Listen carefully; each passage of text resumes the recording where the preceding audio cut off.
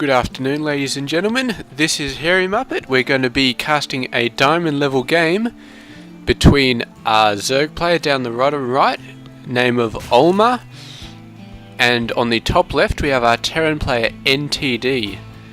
And we'll see exactly how this game goes. I've actually just put a whole bunch of chicken drumsticks in the grill, and they take 20 minutes to cook. We've got 24 minutes to go here, but blizzard time is fairly fast, so I don't think we should have too many problems in reaching that time limit. So we'll just have a quick look at this base here. I believe the last 1v1 replay we actually did, or maybe the last ladder game, was in a base very similar to this. This may have actually been ladder number 3 which I won. I can't remember. I think there were brood laws involved, but it looks like a pretty decent map. It's got a lot of wide bits that you can run your army through, so it's very easy for you to attack and your enemy to attack and you to just completely not see each other at all.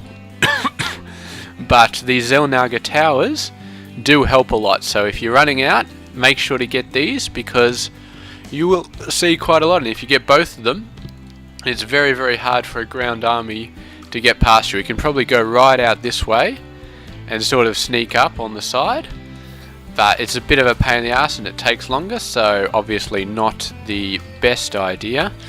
We've got an expansion coming up for the Zerg. Looks pretty standard timing. You could expect him to get a spawning pool at the 200 minimal mark there. Terran's going pretty standard as well. He's got the gas up. It's fairly standard. Maybe the barracks are a little bit late. Maybe it was normal timing. I can't say for sure, but he's not going to have too many problems. He's going to scout out there, going for a scout just to see what the Zerg player is doing. Usually you might scout out a little bit earlier just to see if he's going for a Ling Rush, but in this case it's the Terran player. He's going to get this base blocked off. He's going to build his first Marine, a Reaper actually. He's going to build a Reaper. So he's not going to be worried about a Ling Rush by any stretch of the imagination. Maybe if the Zerg goes for excuse me, a massive amount of Lings with speed, then he'd still probably be okay. As long as he gets his SCVs over here to start repairing these supply depots, and he gets a couple of Marines back here to attack them, then he can hold out for quite a long time against Lings. It looks, however, like the Zerg is going for some heavy macro at the moment. If we have a look at the income tab, he is not that heavy actually, but it looks like he's starting to pump up now, so we'll see if he goes for a lot more harvesters fairly soon, tries to get a lead out, or if he starts to get an army out. He's seen the Reaper and he's probably seen the SCV. However, these are both going to get chased away by the Queen, so I'm not sure what they were planning to do here. Maybe a bunker with a Reaper in it, sort of cut off the supply lines between the two bases. That would have been quite nasty, but yeah, unfortunately didn't happen. And the Reaper moves away. It's going to try and maybe get some drone kills here, but that Queen is going to be an excellent deterrent. Now if this Reaper manages to see the third base here, then that will be very, very good for the Terran player, because he can go for some very early pressure with Marines, Marauders, or maybe with Hellions, and he should be able to get a lot of drone kills if he does that. It does look like the Terrans are going for a bit of a defense here, just moving his command center down here, going for a second base, which is a good option. He doesn't know the Zerg has a third at the moment, but he'd be even more confident to move out his command center if he did know about it. Right now the Reapers are going to go in. They are going to take this Queen down, but a second Queen pops out. This Queen may have been because of the Reapers, it may have just been for creep tumor duty, but regardless, it is going to provide a bit of a pain. They could probably still take it out, but he might lose a couple. And there's the spine crawler at the back of the base, so these Reapers aren't going to do that much in terms of drone casualties. Another spine crawler up here. Third base is finally popping up. The Reapers don't have the ability to do massive amounts of damage versus buildings anymore, so they're basically just drone harass and not much else at this stage. It would take them way too long to take down this hatchery, although the Zerg really doesn't have any offensive units. If we have a look at the units tab, no, he's relying on queens and spine crawlers for his base defense so far, so I'm sure the Reapers could more than take out this hatchery before any queens manage to make it all the way from the second up here. Now if we have a look at the vision, he doesn't know about this expansion. The third, he's very close to it. He just needs to shift a little bit across and then he would see it. He may be thinking about jumping up here, but that cliff is too high. You can do a hop there and bypass these queens. But there are two queens up here. There's a spine crawler. You need to scout over a bit to the east. There we go. He's going to do the quick hop. He gets the high ground advantage, but of course it's not worth much when you're inside the Zerg's main base. He's seeing queens everywhere and he just has to run for it. So he's going to move back out. Meanwhile, he's got a lot of stuff going. He's got 1-1 weapons and armor. He's got stim going on. He's building a couple more barracks. He's building a third command center. So he's got the Zerg on the back foot, and maybe he's trying to think, well, if I can sneak out a third command center while the Zerg only has 2 bases, then I could probably do very well for myself. He doesn't know about the third though, but if he does get his third base up without the Zerg being able to stop it, then he'll be in an even better position than the Zerg player will.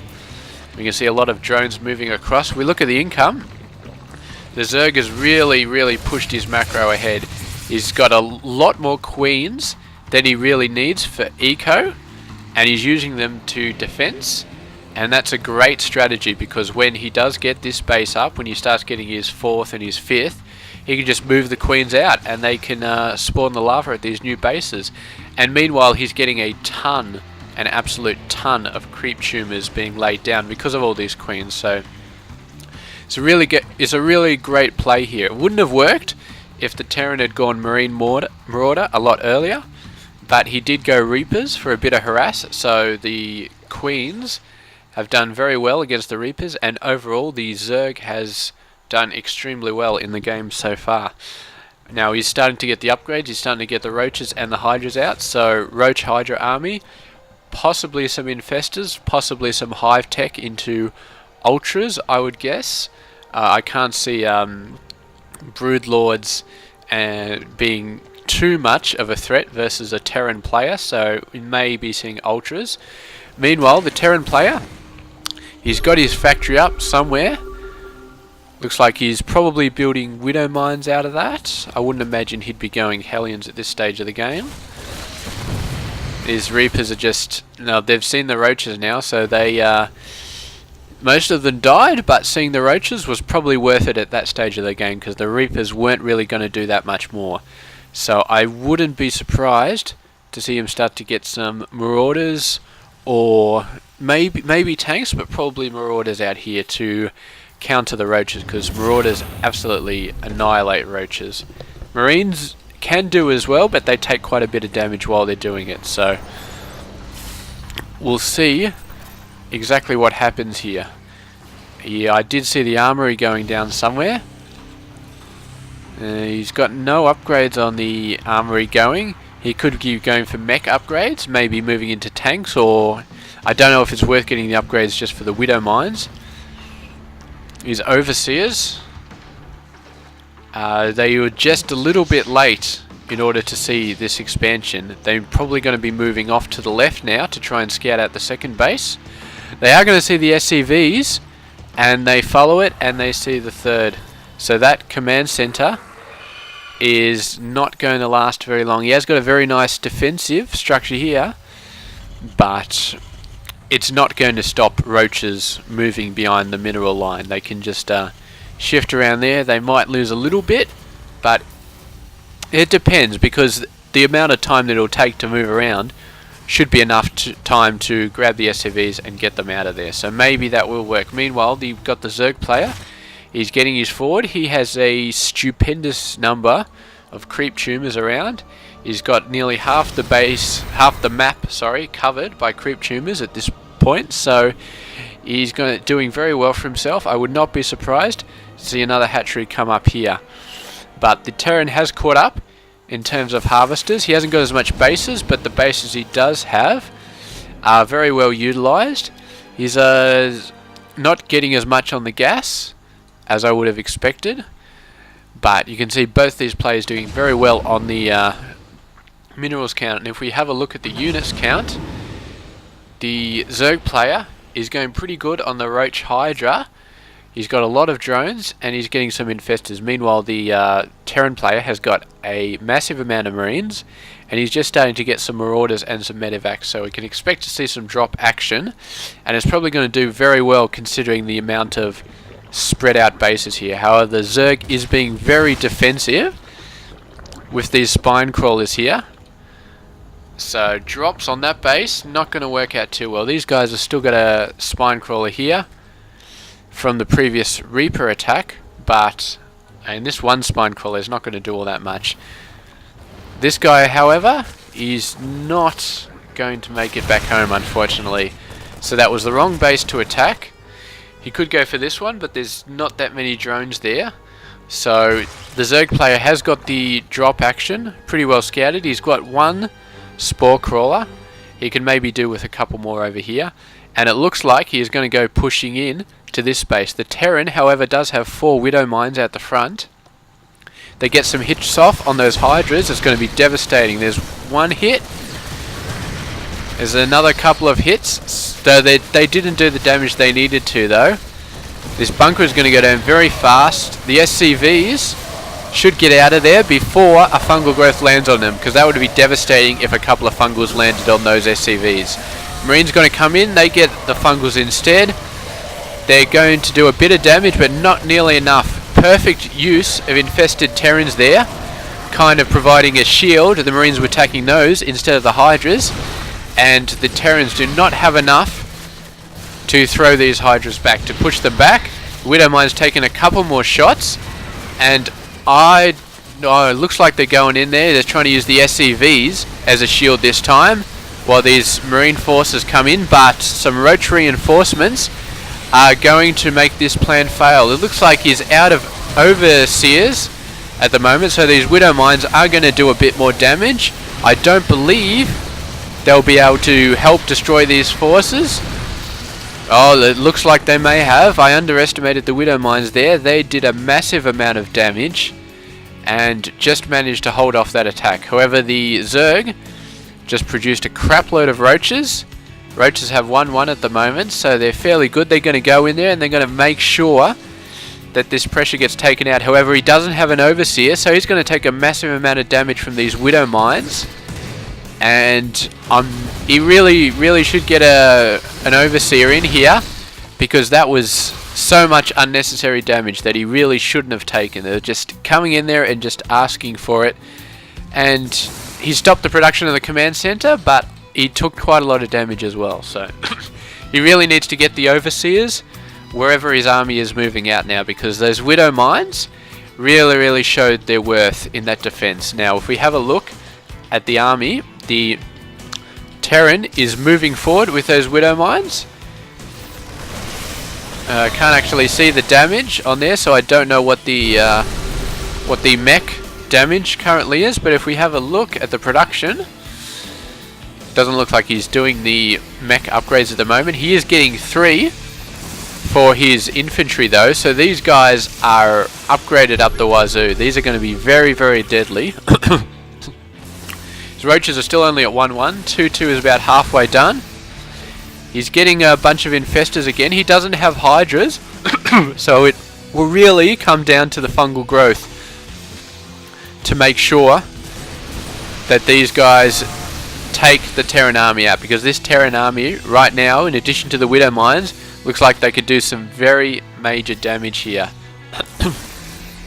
The Zerg, however, is very far up on the mineral advantage. He's been mining out of 3 bases, while the Terran only really has 1 at the moment. It's got a lot of SCVs not really doing much around there, and I just missed that entire battle. I'm guessing the fungals went off there quite nicely and probably took out a lot of them.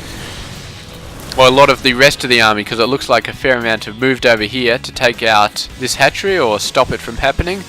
I always move at the absolute worst times. I'm very sorry about that. But it looks like we're going to see another battle coming up here. He's scanning for creep tumors. He's going to move in to get these, but... oh, that was close. He almost got fungled there.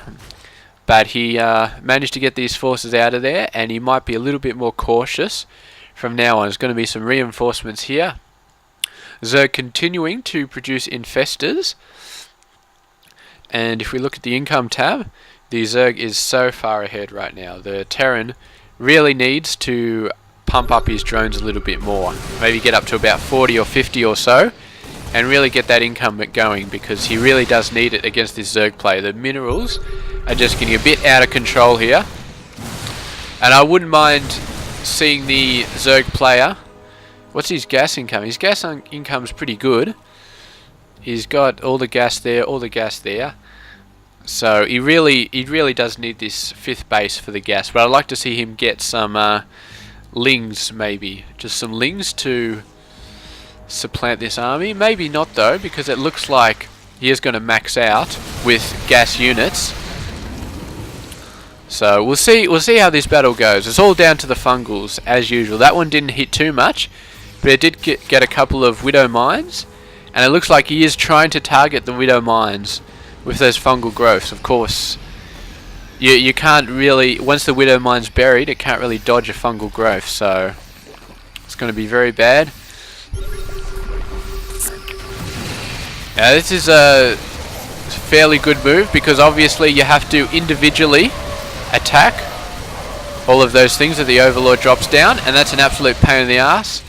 So the Terran was distracted trying to get all 4 of those changelings, individually attacking them, and meanwhile he was not prepared for the fungal growth. And meanwhile he's got a fairly sizable widow mine army coming in the other direction, taking out some creep tumors. These are going to go down and get planted. They're planted near the spore crawler, so he probably will see them even without the overseers. But we'll see how much damage they do. They get a couple of hits off on the hydralisks, and not too much. The Terran player, he's hit again and again and again, and he hasn't really gotten anywhere against this Infestor Hydralisk combination. So he's going to give a GG, and he's going to head out of this game. Yeah, he didn't really bulk up his army massively. He did a couple of times, but the fungal growths were just too bad. And when he started to try and get in with smaller groups, trying to feign in with this one, got taken out, then he went in with this one.